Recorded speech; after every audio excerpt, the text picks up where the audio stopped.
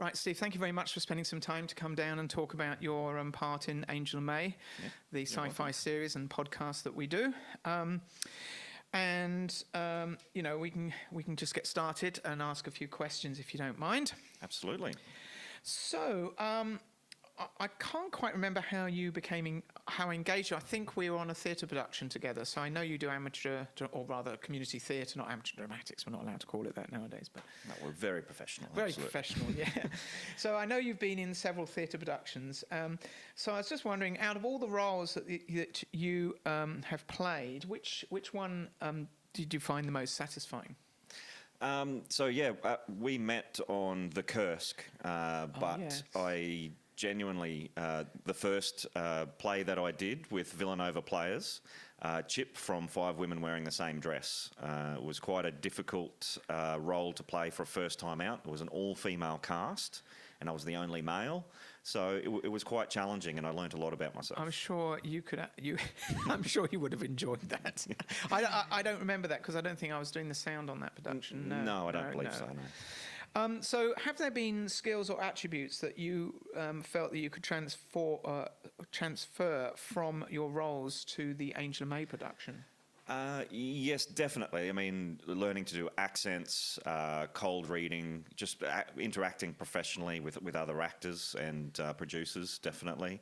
But I've also found that within the podcast and the recording process, I needed to learn not to project my voice like I do on stage, because the microphone's very sensitive, so you kind of have to dial that back a little bit and be a little bit more... Yes, and it kind of sounds too shouty, so it doesn't sound natural, does it? Yeah, it does. So you need to find a different way of expressing rather than, on stage you can just, kind of boom the voice out. And Yes, and you have to learn to sort of love the microphone and work with it, really. So. Absolutely, yeah. We've had some good fun with that, moving closer and further away. Well, we've certainly had some fun recording some of the characters, haven't we? We've had a bit of a laugh, really. Yeah.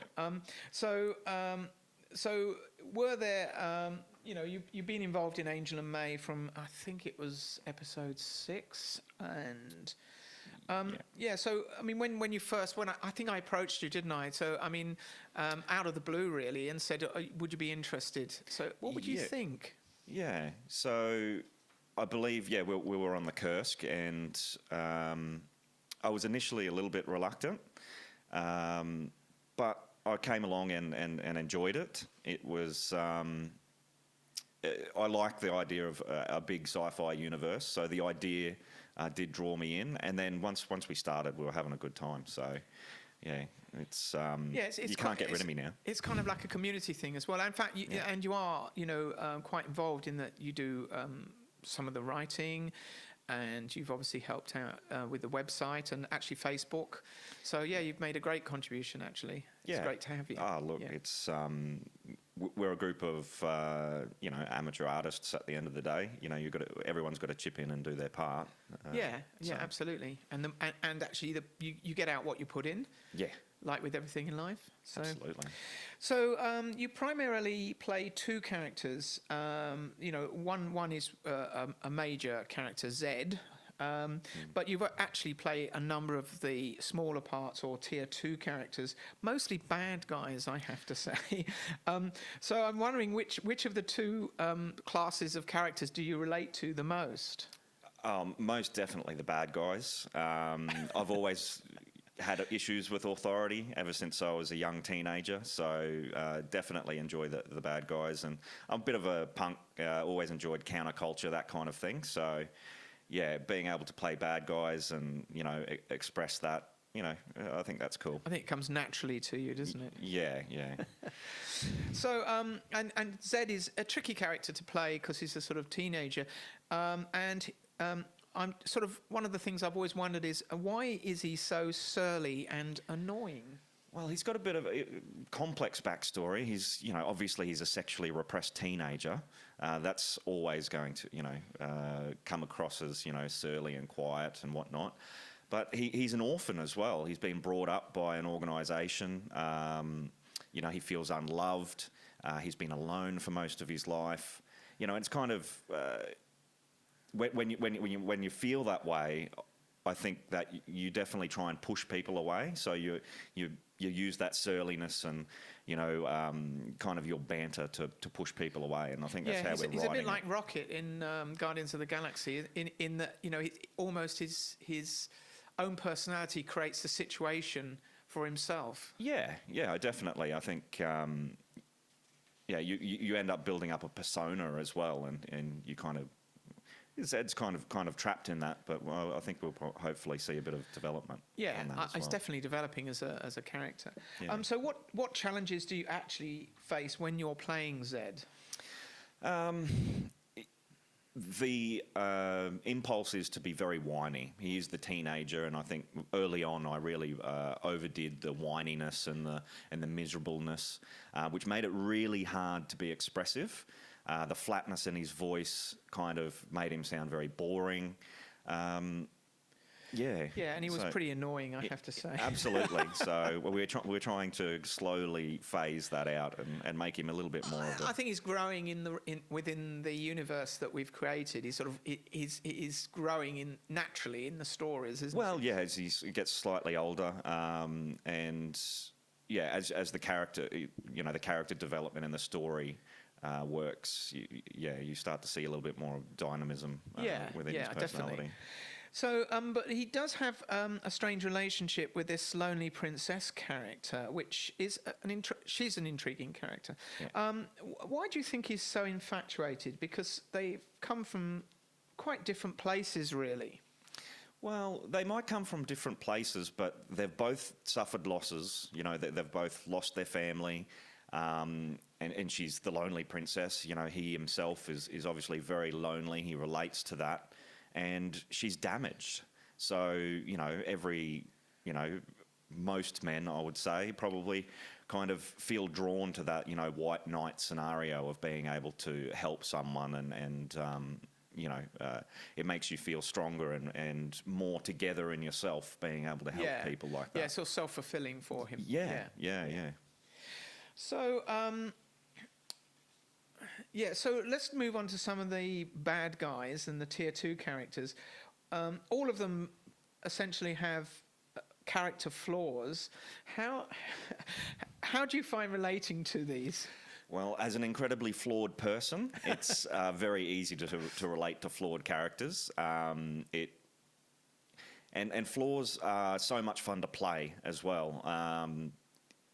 There's so much to play with. You get to play with accents, your mannerisms, and you get to be a little bit silly as well, which I really enjoy. Look, it's... and you do it so very, very well. Well, yeah, it's... And it's the fun bit, really. That's the bit I love. I love the bad guys. In fact, we should do more of them, really. But we've got to try and focus on some of the principal characters and keep the story moving along. But that's right. We do know that as we help with the writing, both you and I, we certainly know that there's plenty of bad guys in the future. Absolutely, and a good bad guy can really play a good foil to the Angel and May dynamic. Create situations which make it interesting. Yeah. So you're new to writing. You've never done writing before until you came along to this. No. So what are you finding some of the challenges in doing that? Well, the first challenge is actually sitting down and starting to do it, which that's hard. That's probably the hardest part. But obviously continuity of dialogue. The continuity of the story, fitting in with the other writers. It's such a big universe as well. Yeah, it is. So there's a lot of things to remember. There's a lot of timelines and, scientific facts that, you need to get right. The parameters of the science are quite set. We don't want to go out into the extreme, fantastic world of sci-fi. We want to keep it as real as we can within the science that we know. Good sci-fi sort of sets a limit, and then you explore all the possibilities within those limits, really. Yeah. If you have no limits, then it's almost... It can be a bit silly. Uninteresting, and it gets ridiculous. You can That's do anything. Right. So no limits makes it uninteresting, I think. And I think the universe that, you're the creator of the universe. We are, I think, yeah. The origin, I suppose, but it really interested me, the universe in itself, and the fact that it did have those barriers, and it's fun to work within that. So Good. Good. So we're well into the writing in season 3, as you know. Yep. Yep.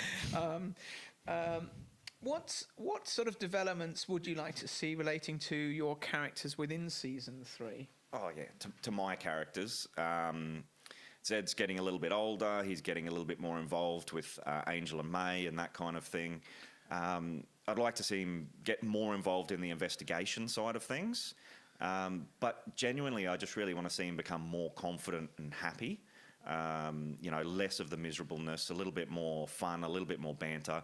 Look, he's 18 years old. Yes. He needs to be having more fun, as far as I'm concerned, and I'd really love that. And You have some other characters, don't you? I think you've got what's his name, Pinky. Pinky, yeah. Yes. So I'd love to have Pinky a bit more involved. So he's the he's not evil, but kind of sleazy scientist. You love playing sleazy. I can do sleazy very well. It comes naturally to me. But I really want to see him a bit more involved, and it provides great opportunities for your innuendo, double entendres, that kind of thing. A little bit of comedy. Yeah, adds a bit of amusement, doesn't Yeah, it? that's right. If not for anybody else, but for ourselves. Yeah, look, I think most of the laughter that happens around the microphone when we're doing recording sessions. So Yes. Yeah. Well, look, thanks very much for coming down. I mean, it is an interesting experience. It is a lot of work to do, Angel and May. I don't think people that listen to it realise, it is a massive, just a process to get to the end, really. Yeah. But you've been a major contributor, and I thank you for that. No, and my hopefully it'll continue into season 3 and beyond. Absolutely. Well, writing some stories and getting fired up to get the vocal cords back in action, and looking forward to it. Great. Thank you, Steve. Thank you.